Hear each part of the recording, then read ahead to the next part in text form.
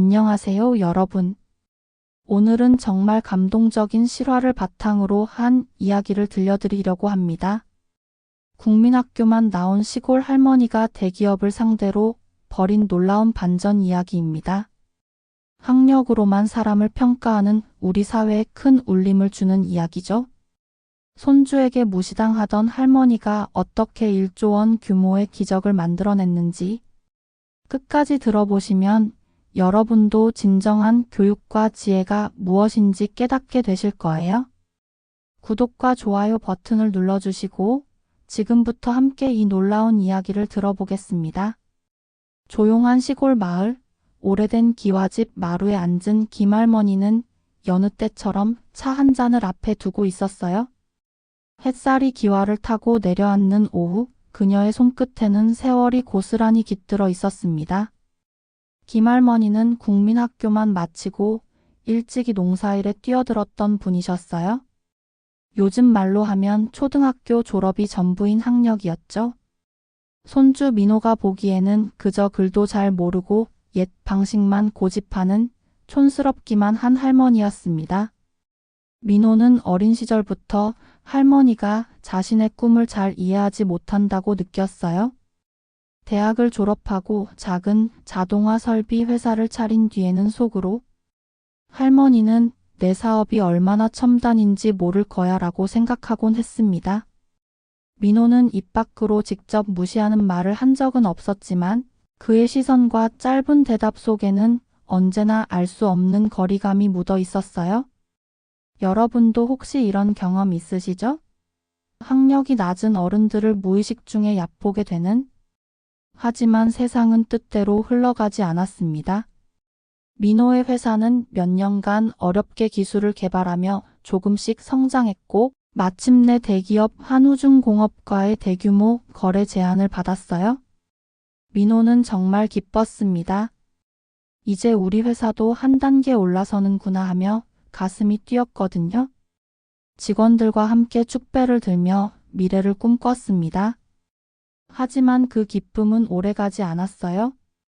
거래가 시작된 지 불과 몇 달 만에 한우중공업이 갑자기 모든 계약을 중단하겠다고 통보했습니다. 이유는 정말 황당했어요. 우리 내부에서 비슷한 기술을 자체 개발했으니 더 이상 귀사와 협력할 필요가 없습니다. 민호는 믿을 수 없었습니다. 그들이 자랑한 자체 개발 기술을 보니 자신의 회사에서 오랜 시간 공들여 만든 핵심 설비와 구조가 거의 그대로 복제되어 있었거든요. 완전히 기술을 도용당한 거였어요. 민호는 증거를 모으려 했지만 대기업의 벽은 정말 높았습니다. 법무팀의 장벽, 복잡한 특허 소송, 그리고 자금 압박이 작은 회사를 벼랑 끝으로 몰아갔어요. 직원들 월급조차 위태로워지는 상황이 되었습니다.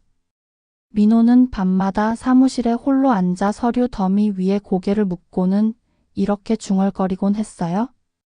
할머니, 나 이제 어떻게 해야 하죠? 그런데 여러분, 여기서 놀라운 일이 벌어집니다.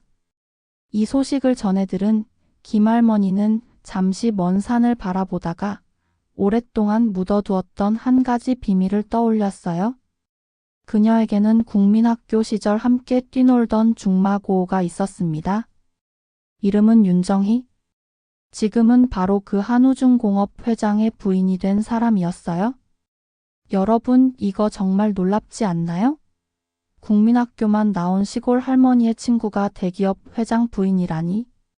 할머니는 그 사실을 가족들에게 한 번도 이야기한 적이 없었어요.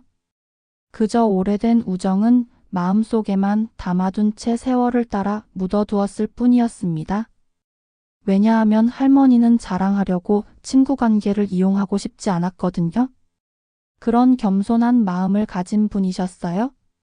하지만 손주의 사업이 위태롭다는 소식에 할머니의 마음이 흔들렸습니다. 이 나이에 이런 부탁을 해도 될까? 김할머니는 스스로를 다그쳤어요. 오래된 친구에게 이런 이야기를 꺼내는 것이 괜히 부담만 주는 건 아닐까 망설였거든요. 하지만 결국 손주를 지키고 싶은 마음이 주저함을 이겼습니다. 그날 저녁 김할머니는 조용히 전화를 걸었어요. 오랜만에 들려오는 윤정희의 목소리였습니다. 정말? 김분호? 너니? 수화기 너머에서 울먹이는 친구의 목소리가 들렸어요. 두 사람은 잠시 옛 추억을 떠올리며 웃고 울었습니다. 70년이 넘는 우정이었거든요. 어린 시절 함께 뛰놀던 그 시절의 기억들이 쏟아져 나왔어요. 할머니는 조심스럽게 손주의 사정을 전했습니다. 대기업의 불법적인 기술 탈취, 그리고 그로 인한 위기를 말이에요. 윤정희는 잠시 침묵하더니 단호하게 말했습니다. 분호가 걱정 마. 일? 내가 그냥 넘기지 않을 거야.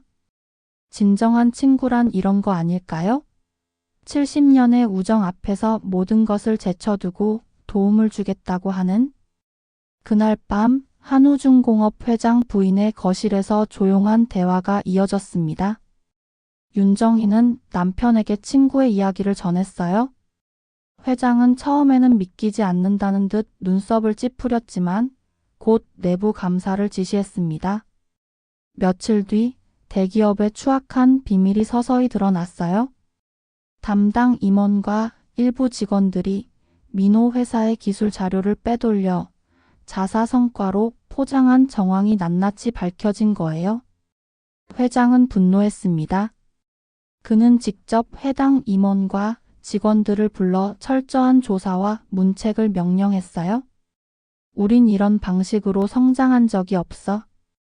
이런 불법을 눈감는 순간 우리 회사의 이름도 끝이다. 정말 멋진 경영자의 모습이었죠? 결국 사건은 빠르게 정리되었습니다. 문제 임원들은 자리에서 물러나고 회장은 민호를 직접 불러 사과했어요.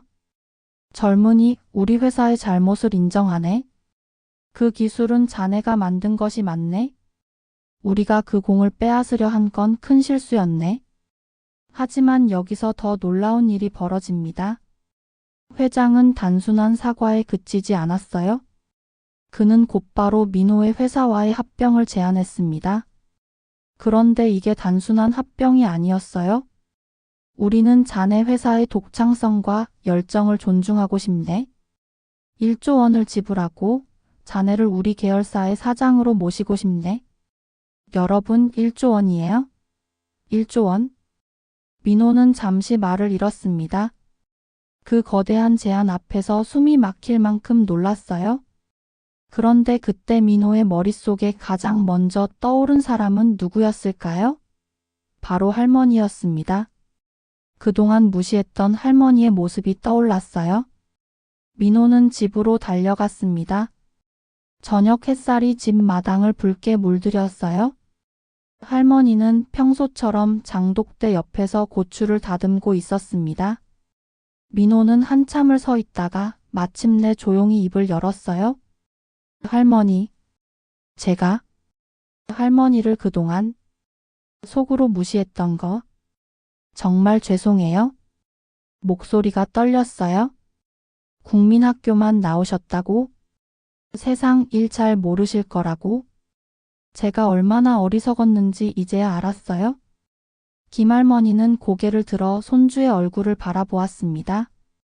깊게 패인 주름 사이로 잔잔한 미소가 번졌어요. 민호야, 사람의 가치는 학교에서 배우는 글자 수가 아니란다. 내가 나를 무시했다면 그 또한 네가 배워야 할 길이었을 뿐이지. 정말 지혜로운 말씀이죠? 민호는 눈가가 젖어왔어요. 사랑해요, 할머니. 그리고 정말 감사합니다. 할머니는 그저 손주의 어깨를 토닥이며 말했습니다. 내가 한 건 친구에게 부탁 하나 한 것뿐이야. 정말 중요한 건 네가 만든 기술과 네가 포기하지 않은 마음이란다. 저녁 노을 속에서 두 사람의 그림자가 길게 드리워졌어요. 바람이 장독대 사이를 스쳐가며 세월의 향기를 품었습니다. 민호는 그날 깨달았어요. 사람을 빛나게 하는 건 학력도 외양도 아니었습니다. 오랜 세월을 살아온 마음의 깊이, 그리고 세상을 바라보는 따뜻한 지혜야말로 가장 큰 배움이었던 거예요. 그리고 김할머니는 조용히 속삭였습니다. 민호야, 기억해라. 사람의 값어치는 눈에 보이는 것으로 재는 게 아니란다. 진짜 힘은 사랑과 믿음에서 나오는 거야. 여러분, 이 이야기를 들으시면서 어떤 생각이 드셨나요? 우리는 종종 학력, 외모, 재산 같은 겉모습으로만 사람을 평가하곤 합니다. 하지만 정말 중요한 건 그런 게 아니에요. 김할머니처럼 70년 동안 쌓아온 진정한 우정, 그리고 필요할 때 조건 없이 도움을 주는 마음. 이런 것들이야말로 진짜 교육이고 진짜 힘이 아닐까요? 민호는 대학을 나오고 첨단 기술을 개발했지만 정작 위기가 왔을 때 그를 구해준 건 할머니의 70년 우정이었어요. 이 이야기는 우리에게 이런 질문을 던집니다. 당신은 주변 사람들을 어떤 기준으로 평가하고 있나요? 학력과 겉모습 뒤에 숨어있는 진짜 가치를 보려고 노력하고 있나요?